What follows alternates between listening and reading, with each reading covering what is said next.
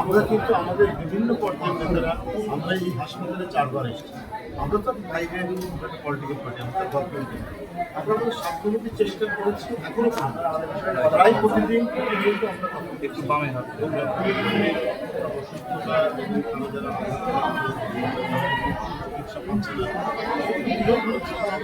সামান্য 20-22 হাজার একটা রাজনৈতিক দলের রাষ্ট্রের রাষ্ট্র দায়িত্ব নিতে করে সেই কাজটা ভালোমতোভাবে সবাই সেটা আমরা যদি বারবার তুলে ধরছি, আবারও তুলে ধরবো। মিডিয়াতে বলেন নাই,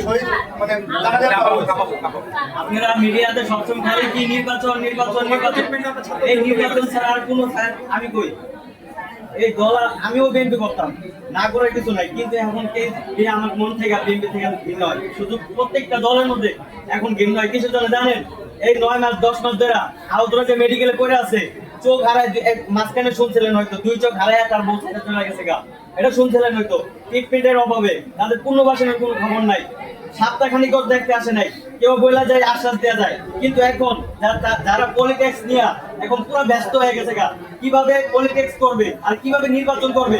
আবার যদি মহিলাও যায় তাও মানে কোনো দলে মনে হয় না যে দেখতে হবে কোনো দিনও। আজকে যে আসলেন যদি মহিলা যেত তখন কি আসতেন, তখনও ঠিকই আসতেন, কিন্তু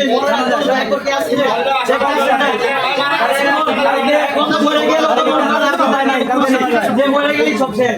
কিন্তু আপনারা কোন সব মিডিয়াতে ফোকাস করতে পারবেন না যে আপনারা চিকিৎসা লেগা